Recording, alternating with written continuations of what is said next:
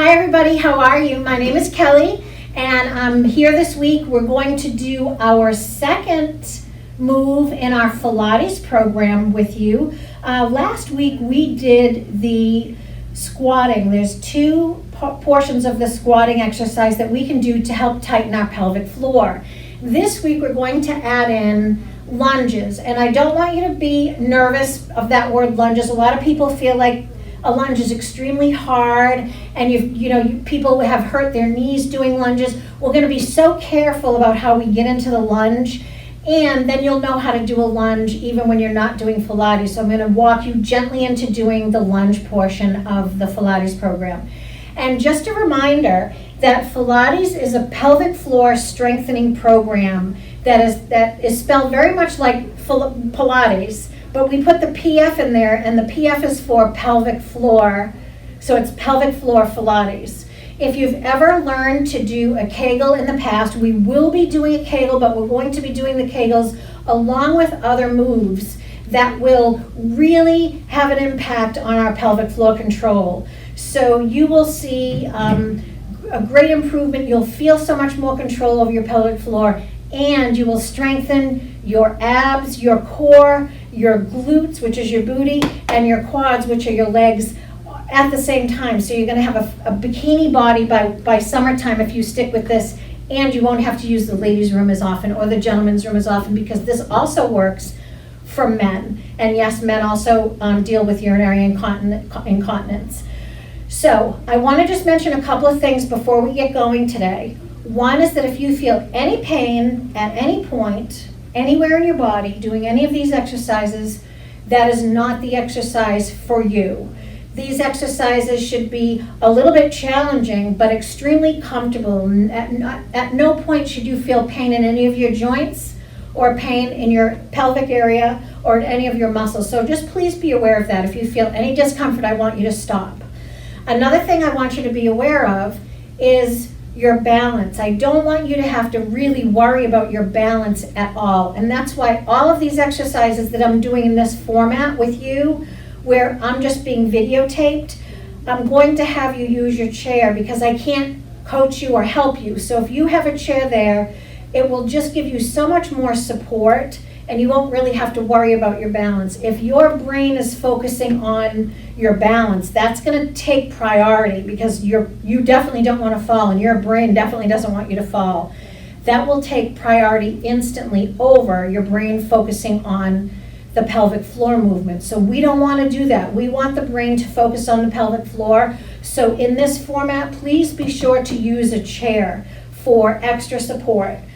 So that being said, we're going to go into the exercises that we learned last week, which were the squats first. Then we're going to take a break, and on the break, you're going to take a break, but just keep your feet moving a little bit. On the break, you're going to take a break, have a glass of water, a couple of sips of water, and I'm going to explain to you about doing the lunges. So we're going to do those three exercises today. It's going to be the two different squats that we did last week, and then the lunges. And I want you to pay attention specifically today on how you feel you were able to activate your pelvic floor. Let's use a scale of 1 to 10, because as we go through these different exercises, you're going to pick out a couple that really activate your pelvic floor, and you need to make sure that you know which ones do. So you don't have to do all 10 exercises every day. You need to just pick 3 and do a few minutes in the morning and then a few minutes in the evening. So we really want to start writing things down. If you would like, I can make arrangements to leave some of the forms here, the bladder worksheets here that you can start to keep track, or you can just keep your own log or a journal to remind yourself which exercises worked well, which ones you felt the most, and certainly if any of them caused you any discomfort or pain, because we want to rule those out for you. So if you come back here again on another week and I'm doing that exercise, you're not going to take part in that exercise if it caused you any pain. Alrighty, got you? That's perfect. So I brought my ball today. I'm not sure if anybody had a chance to go get a ball. And we are going to be able to use the ball today on one of our exercises, and that will be the squatting exercise where our feet are facing forward and kind of close to each other. So I just wanted to give you that heads up that if you were able to pick up a ball, you're going to need it. If you've got it, you're gonna need it for our second exercise, okay? So I'm gonna put it down for now, and we'll come back to that ball afterwards. Alrighty, so here we are. I've got my chair next to me. Just for the sake of feeling a little bit more secure, I'm gonna turn my chair sideways. So I've got the chair right here, right next to me if I need it. You know, if it's facing the other way, I have to twist my arm. I don't have to twist my arm at all to hold on to this chair. Push it away just a little bit. And we're going to start off with our feet separated. So you're gonna bring your feet out to the outsides of your hips. Just to the outsides of your hips, not too much wider. And then gently point your knees and your toes out to the side. Almost like a Charlie Chaplin move, okay? So it's called like a sumo squat. We're gonna keep our chest up nice and tall and our chin up tall. We don't wanna lean forward. That can cause too much forward weight on our knees. And it can also start to get us way off balance because our heads are pretty heavy and then the shoulders go and then pretty soon we're leaning forward. We really wanna try to stay elevated through the chest and the upper torso. We are going to engage our core. And when we go into our first squat, you're gonna feel like you're sitting in a chair. So try to not go, definitely don't want to go forward. We want to send those hips back just a little bit. And the routine that we're going to follow is we will do a total of 5. The first 3 are going to be called repeaters, where we go down and up 3 times, but nice and slow and very rhythmic. The 4th one, we're going to go down and hold. And not only are we going to hold that position down, we're also going to squeeze our pelvic floor, but continue to breathe. And then the 5th one, we're going to go down and do mini pulses when we're down there. So we're gonna mini pulse our body and mini pulse our pelvic floor. So there's so much to remember here. So I'm gonna go over a couple of extra instructions. Our routine is going to include 5 moves for each exercise we do. On the way down is when we're going to exhale. The exhale is very important. You want to exhale pretty forcefully. If you just test yourself right now and put your hand on your belly and do a real forceful exhale, and if you're in the room with us, you have to be very careful of your exhale right now. So maybe put a mask on just for this test. I'm going to just put my hand across because I do have other people in the room with me. So when you are going to do your exhale, it has to be forceful. So try to listen up to my exhale. Do you feel that? Do you hear that? You can feel it in your abdomen and you can really hear it. So we really are going to use our exhale in this. That exhale really triggers a reaction from our pelvic floor. So you definitely want to engage the exhale. So on our way down, when we're exhaling, we reach the peak, the lowest that we feel comfortable going. Doesn't have to be very low either. I just want you to know that. When we are at the bottom, we're going to engage our pelvic floor. We're going to engage our gluteus maximus, minimus, and medius, which is our entire rear end, our entire derriere, both sides. We're going to, when we're in the squat position, we're going to use our inner thigh and our quads, and we're going to really use our pelvic floor. Set your brain to it. Let your brain really think about those muscles that maybe they haven't been activated in a while. You may not feel the activity at first, but with the other exercises we're doing around that Kegel, it is happening for you. So just be a little bit patient. So that's going to be our routine. Then on the way up, after we've done our lowering down and exhaling, on the way up, we're going to relax our pelvic floor like completely. We're going to relax on the way up and we're going to take our inhale. Alrighty, so when we go down like we're going to sit in a chair. We tighten on the way down, we clench at the bottom, but don't stop breathing. I don't want you to hold your breath at any point. We're going to exhale, and then on the way up, we're going to relax the muscles and come up and inhale. All right, so we do that 3 times. Then the 4th time we hold in place, and we hold our muscles in place, but we still continue to exhale the 3 times, and then we come up and relax. Then the 5th time, we're going to go down into our posture. We're going to pulse our move 3 times, 1, 2, and 3. And at the same time, we're going to engage our pelvic floor and release it. Engage it and release it. Engage it and release it 3 times before we come up. All right, so I have a chair. If you have a chair, that's really what I'd like you to do in this environment.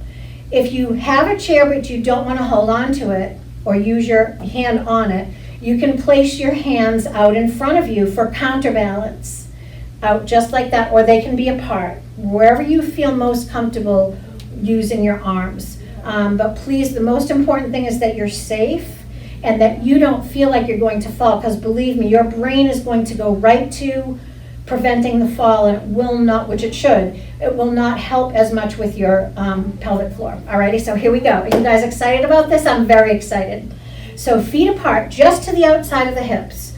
Turn the knee and the toes. This is like a very normal fitness suggestion, is that the knees and the toes always face the same direction. We should never try to wrench those toes in another direction. So we are in a sumo position to do our squats. Hold on to your chair if you would like to. Are we ready? We're going to go down into our first squat, and here's where we're going to squeeze and tighten and exhale. Very good. Now we're going to relax and inhale. Good. Go down, squeeze, and exhale. And come on up and inhale. Our third one, here we go. Let's really tighten. Use your glutes, your inner thigh, your lower abdomen to really tighten things up, and come on up and relax. Now we're going to go down into our hold. Are you ready? So we're holding here. We're going to hold our pelvic floor. Tighten, use your glutes, use your inner thigh, use your quads. Really hold 1, 2, 3. Good, and come on up and relax there. Very important that you relax.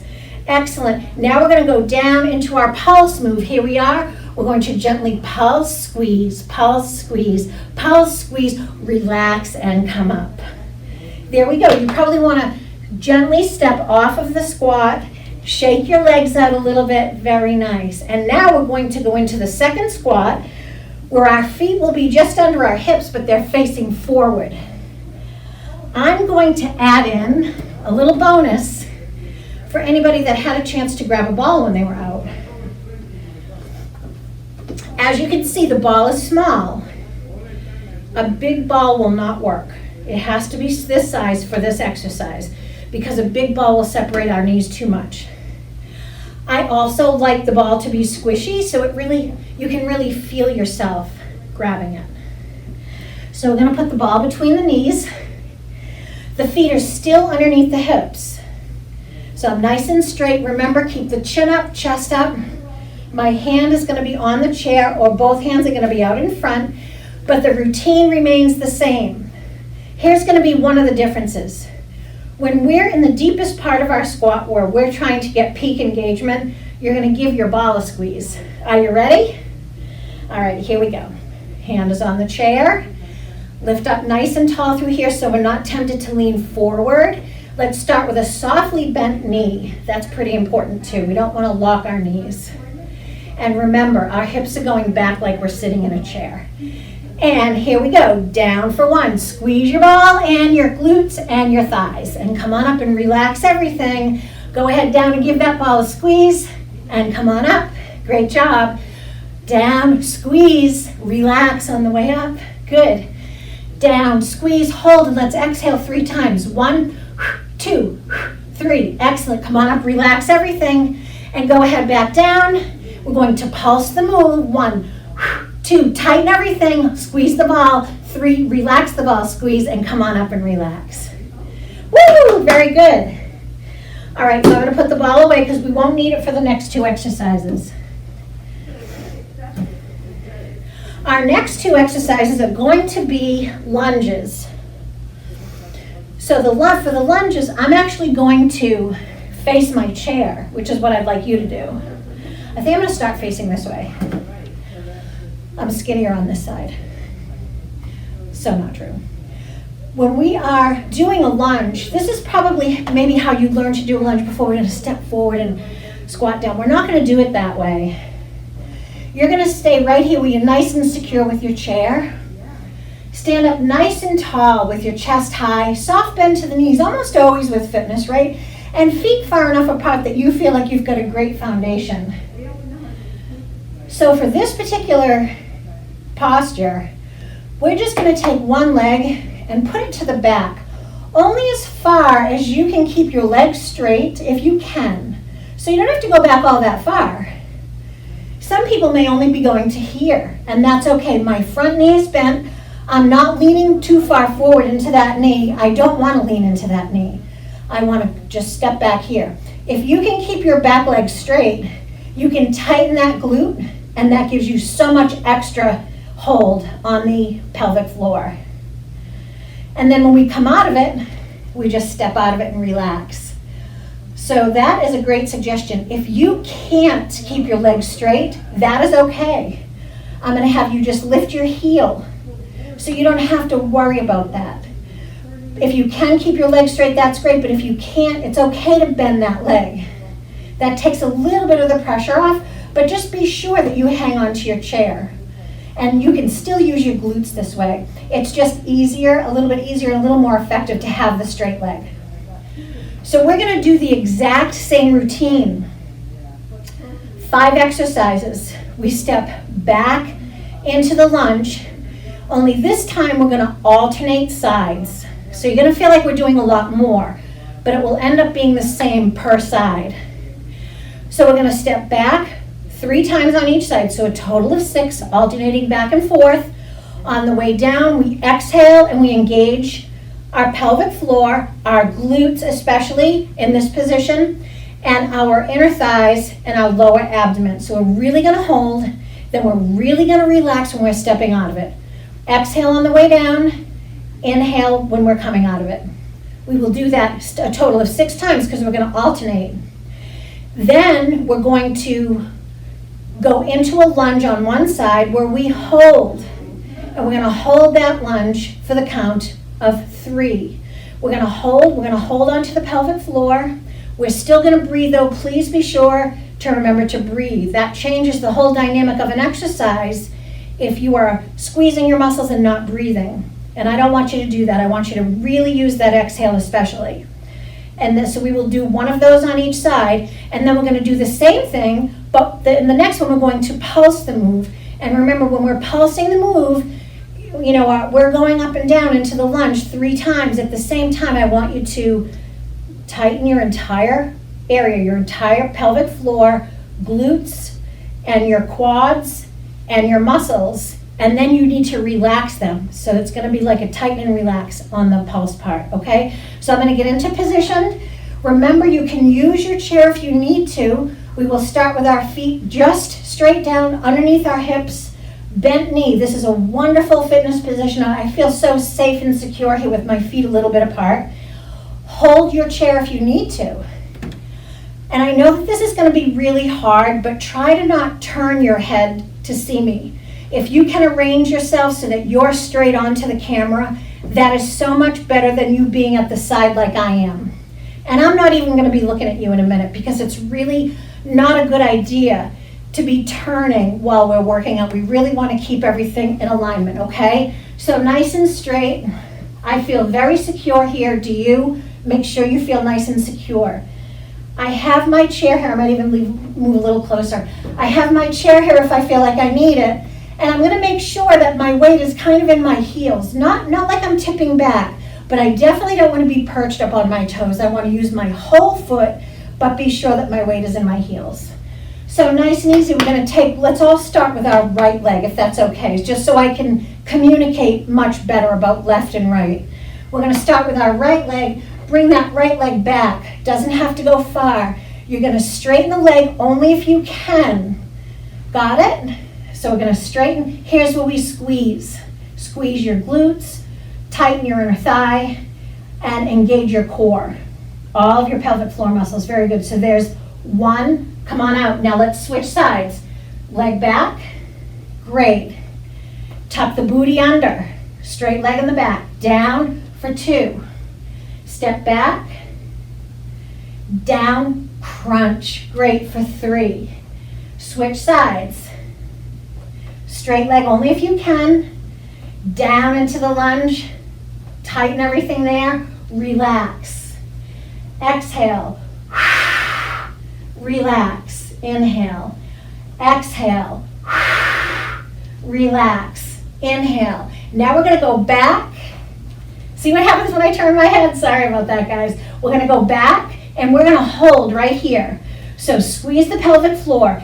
Tuck everything under. Straighten the leg only if you're comfortable doing so. And we're gonna hold and exhale 3 times. Ready? Tighten. Great, and come on out. Switch sides, off to the other side. Very good. And right here, we're going to hold. Tip the pelvic floor, tighten that back leg and the left glute, and we're going to, this is our lunge, we're going to tighten and hold here. Exhale 3 times. And come on out. One more set. This time, we're going to go into our pulse. 1, 2, and 3. So you're moving your pelvic floor the entire time. 1, 2, relax. 3. Come on up, step to the other side. And 1, 2, and 3. Squeeze and come on out. Very good. So I still want you to come up nice and straight. You can turn and face me now. Shake out your legs. Let's take a walk in a circle just to get all of our feeling back. Very good. How does everybody feel? So it's also really helpful if you start to keep a little diary on how much you need to drink in a day, how much you need to use the ladies' room in a day, how many times you get up at night during, when you're trying to sleep. And if you find that certain nights are worse than others, or certain days are worse than others, then we can really start getting into what made that day different. Did you drink more coffee? Or have you been told you need to drink more water than maybe you should? Because those things may not really be particular to your body, but like everybody's body.